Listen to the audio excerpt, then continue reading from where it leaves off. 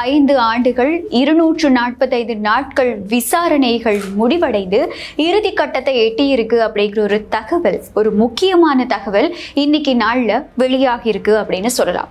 நௌஃபர் மௌலவி உட்பட 24 பிரதிவாதிகள் பெயரிடப்பட்டிருக்காங்க. ஈஸ்டர் ஞாயிறு பயங்கரவாத தாக்குதலோட முக்கியமான சூத்திரதாரி யாரு, பாதிக்கப்பட்ட மக்களுடைய கண்ணீருக்கு காரணமா இருந்தவங்க யாரு, எதனால இது நடந்தது, இது தொடர்பான முழுமையான தகவல்களை தான் இந்த வீடியோல பார்க்க போறோம். அம்மா பரமேஸ்வரி ஜோதிடம். உலக புகழ்பெற்ற ஜோதிடர் பண்டிட் துளசிராம் எந்தவித பிரச்சனையானாலும் 100% உத்தரவாதத்துடன் நடந்தவை நடக்கவிருப்பவை மிக துல்லியமாக கணிப்பார். அழையுங்கள். 2019 ஆண்டு ஏப்ரல் மாதம் 21ஆம் தேதி இலங்கையில யாருமே எதிர்பார்க்காத ஒரு சந்தர்ப்பத்துல நடந்த ஒரு கொடூரமான பயங்கரவாத தாக்குதல்.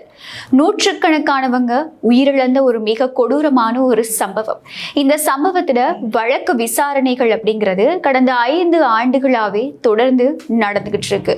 பல திருப்பங்கள், பல முக்கியமான சாட்சியங்கள் அப்படின்னு பலவிதமான விஷயங்கள் எல்லாமே வெளிப்பட்டுக்கிட்டு இருந்த பின்னணியில இப்போ இந்த வழக்கு விசாரணைகள் இறுதி கட்டத்தை எட்டி இருக்கதா ஒரு மிக முக்கியமான ஒரு தகவல் இன்னைக்கு நாள்ல வெளிப்படுத்தப்பட்டிருக்கு.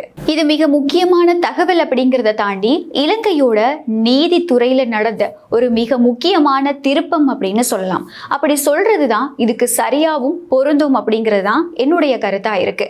இப்படியான பின்னணியில இந்த ஈஸ்டர் ஞாயிறு வழக்கு, இந்த வழக்கு விசாரணைகள் நான் முதல்ல சொன்ன மாதிரியே கடந்த 5 ஆண்டுகளா தொடர்ந்து நடந்துகிட்டு இருக்கு. இலங்கையில ஆட்சி மாற்றங்கள் நடந்தாலும் கூட இந்த ஈஸ்டர் ஞாயிறு தாக்குதல் விசாரணைகள் ஒரு ஆமை வேகத்துல தான் போய்கிட்டு இருந்தது அப்படிங்கிற பல விமர்சனங்களுக்கு மத்தியில இந்த அரசாங்கம் ஆட்சிக்கு வந்ததுக்கு அப்புறமா இந்த வழக்கு விசாரணைகள் துரிதப்படுத்தப்பட்டது. இப்போ வெளியாகி இருக்கக்கூடிய சந்தோஷமான முக்கியமான தகவல் என்ன அப்படின்னு சொன்னா, ஈஸ்டர் ஞாயிறு தாக்குதல் வழக்கு விசாரணைகள் இறுதி கட்டத்தை எட்டியிருக்கு. எதிர்வரும் நாட்கள்ல இதோட இறுதி தீர்ப்பு வழங்கப்பட போகுது அப்படிங்கிறது தான். நௌஃபர் மௌலவி உட்பட 24 பிரதிவாதிகளுக்கு எதிராக கொழும்பு நிரந்தர 3 அடங்கிய மேல் நீதிமன்ற அமர்வுல நடந்துகிட்டு இருந்த பிரதான ஈஸ்டர் வழக்கோட முறைப்பாட்டு தரப்பு சாட்சிய விசாரணைகள் கிட்டத்தட்ட 245 நாட்களுக்கு அப்புறமா நேற்று இரவோட முழுமையா நிறைவடைஞ்சிருக்கு.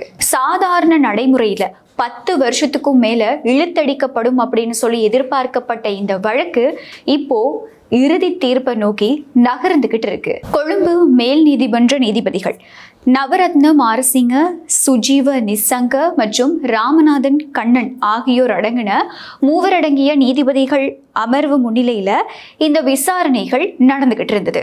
ஆரம்பத்துல மாதத்துக்கு ஒரு தடவை விசாரணைக்கு எடுத்துக்கொள்ளப்பட்ட இந்த வழக்கு அதுக்கப்புறமா ஒரு வாரத்துல 2 இருந்து 3 நாட்கள் வரைக்கும் விசாரணைக்கு எடுத்துக்கொள்ளப்பட்டது.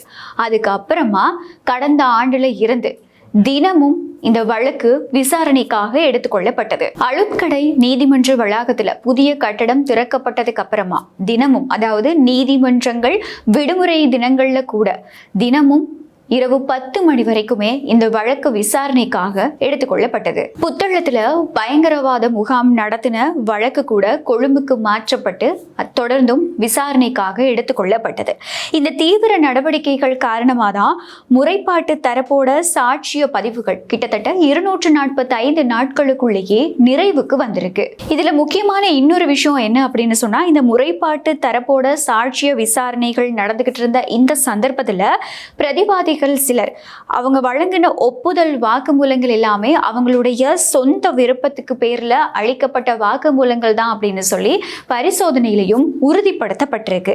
இது எல்லாத்துக்கும் மேல தாக்குதலை நடத்தின சஹ்ரானோட தற்கொலை தாக்குதல் குழுவை சேர்ந்த ஒரு மிக முக்கியமான உறுப்பினர் ஒருவரே அரசு தரப்பு சாட்சியா மாறி இந்த தாக்குதலுக்கு பின்னால இருந்த பல பேரோட ரகசியங்களை, பல முக்கியமான தகவல்களை நீதிமன்றத்துல வெளிப்படுத்தி இருக்கதாகவும் இன்னைக்கு நாள்ல ஒரு முக்கியமான தகவல் வெளியாகி இருக்கு. சிரேஷ்ட மேலதிக சொலிசிட்டர் ஜெனரல் ஹரிப்ரியா ஜெயசுந்தர தலைமையிலான சட்டமா அதிபர் திணைக்களத்தோட திறமையான வாதங்களால முறைப்பாட்டு தரப்பு தன்னோட வழக்க வலுவா முடிச்சிருக்கு அப்படிங்கிற ஒரு விஷயமும் வெளிப்படுத்தப்பட்டிருக்கு. ஈஸ்டர் ஞாயிறு தாக்குதல் தொடர்பா ஒட்டுமொத்தமா 31 வழக்குகள் தாக்கல் செய்யப்பட்டதுல முக்கியமான 5 வழக்குகள் மூவரடங்கிய மேல் நீதிமன்ற அமர்வுகளால விசாரிக்கப்பட்டு வருது. அதுல ஏற்கனவே 3 வழக்குகளுக்கு தீர்ப்பளிக்கப்பட்டு தண்டனைகளும் வழங்கப்பட்டிருக்கு.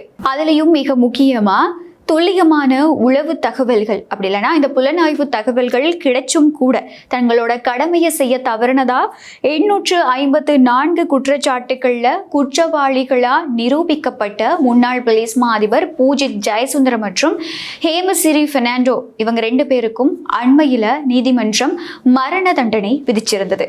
அதே மாதிரி மாவனல்ல பகுதியில புத்தர் சிலைகளை சேதப்படுத்திய வழக்குல 11 பேருக்கு தண்டனை வழங்கப்பட்டது. இப்படியான பின்னணியில இப்போ பிரதான வழக்கோட முறைப்பாட்டு தரப்பு விசாரணை முடிஞ்சிருக்கு அப்படிங்கிறதுனால அடுத்து பிரதிவாதிகள் தரப்பு சாட்சியங்கள் விசாரிக்கப்பட இருக்கு அப்படிங்கிற ஒரு தகவல் தான் இன்னைக்கு நாள்ல வெளியாகி இருக்கு. பிரதிவாதிகளோட சாட்சியங்கள் விசாரிக்கப்பட்டதுக்கு அப்புறமா 2 தரப்பினரும் எழுத்து மூல சமர்ப்பணங்களை முன் வச்சதுக்கு அப்புறமா இறுதி தீர்ப்பு வழங்குறதுக்கான திகதி நிர்ணயிக்கப்படும். ஈஸ்டர் ஞாயிறு பயங்கரவாத தாக்குதல் அப்படிங்கிறது ஒரு தாக்குதல் சம்பவம் மட்டுமே கிடையாது. இலங்கையோட அரசியல் பாதுகாப்பு தேசிய ஒருமைப்பாட்டையே ஒரு மிகப்பெரிய கேள்விக்குறியாக்கி ஒரு மிக முக்கியமான ஒரு சம்பவமா தான் இந்த சம்பவம் இன்னைக்கு வரைக்குமே பார்க்கப்படுது. 2019ஆம் ஆண்டுல இந்த சம்பவம் நடந்ததுல இருந்து இன்னைக்கு வரைக்குமே இதனால பாதிக்கப்பட்ட ஒவ்வொருத்தங்களும் இந்த சம்பவம் மூலமா அவங்களுடைய உறவினர்களை, தன்னுடைய அம்மா அப்பாவை, தன்னுடைய குழந்தைகளை இழந்த ஒவ்வொரு நபரும் அரசாங்கத்துக்கிட்ட, ஆட்சியாளர்கள் கிட்ட, இந்த நீதித்துறை கிட்ட கேட்டுக்கிட்டு இருந்த ஒரே ஒரு கோரிக்கை என்ன அப்படின்னு சொன்னா இதுக்கான தீர்வு எங்களுக்கான நீதி கிடைச்சே ஆகணும் அப்படிங்கிறது தான். பாதிக்கப்பட்டவங்களுடைய கண்ணீருக்கு ஒரு பதில் கிடைக்கணும் அப்படிங்கிறது தான் நாட்டு மக்களுடைய கோரிக்கையாகவும் இருந்தது. இப்படியான பின்னணியில நாட்டுல பல ஆட்சி மாற்றங்கள் நடந்தது. அதுக்கப்புறம் விசாரணைகள் நடக்கும் அப்படின்னு பல பேர் வாக்குறுதிகளை வழங்கினாங்க. ஆனா முறையான விசாரணைகள் நடந்ததா அப்படின்னு கேட்டா இல்ல, எந்த ஒரு விசாரணைகளும் முழுமையா நடத்தப்படல. பல விஷயங்கள், பல ரகசியங்கள் அரசியல் அதிகாரங்களுக்கு கீழே மறைக்கப்பட்டது, அரசியல் அதிகாரங்களோட நிழலுக்கு கீழே ஒழிக்கப்பட்டது அப்படின்னு தான் சொல்லணும்.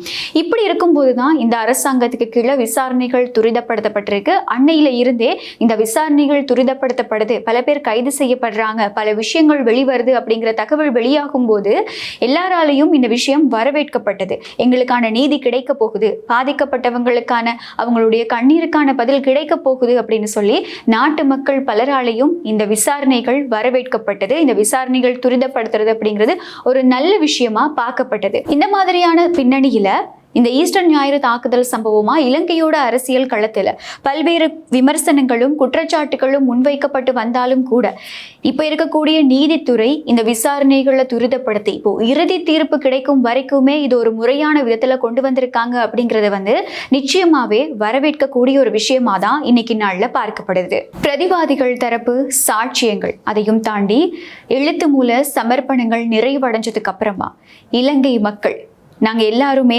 கேட்டுக்கிட்டு இருக்கக்கூடிய ஒரே கேள்வி, ஈஸ்டர் ஞாயிறு பயங்கரவாத தாக்குதலோட முக்கியமான சூத்திரதாரி யாரு? பாதிக்கப்பட்ட மக்களுடைய கண்ணீருக்கு காரணமா இருந்தவங்க யாரு? எதனால இது நடந்தது அப்படிங்கிறத இந்த உலகத்துக்கே தெரியப்படுத்த போற அந்த முக்கியமான இறுதி தீர்ப்பு அறிவிக்கப்படும். அந்த நாளுக்காக நாங்க எல்லாருமே நிச்சயமா காத்திருக்கோம். பொறுத்திருந்து பார்க்கலாம் ஈஸ்டர் ஞாயிறு தாக்குதல் விசாரணைகளோட அடுத்த கட்ட நகர்வுகள் எப்படி இருக்க போகுது அப்படிங்கிறது தொடர்பா. இன்னைக்கு நாள்ல வெளியாகி இருக்கக்கூடிய இந்த முக்கியமான விஷயங்கள் தொடர்பா, இந்த தகவல்கள் தொடர்பா உங்களுடைய கருத்துக்கள் என்ன? இந்த சம்பவத்தை, இந்த விஷயங்களை நீங்க எப்படி பாக்குறீங்க அப்படின்னு உங்களுடைய கருத்துக்களை கமெண்ட்ல சொல்ல மறக்காதீங்க. மறுபடியும் இன்னொரு வீடியோல சந்திக்கலாம்.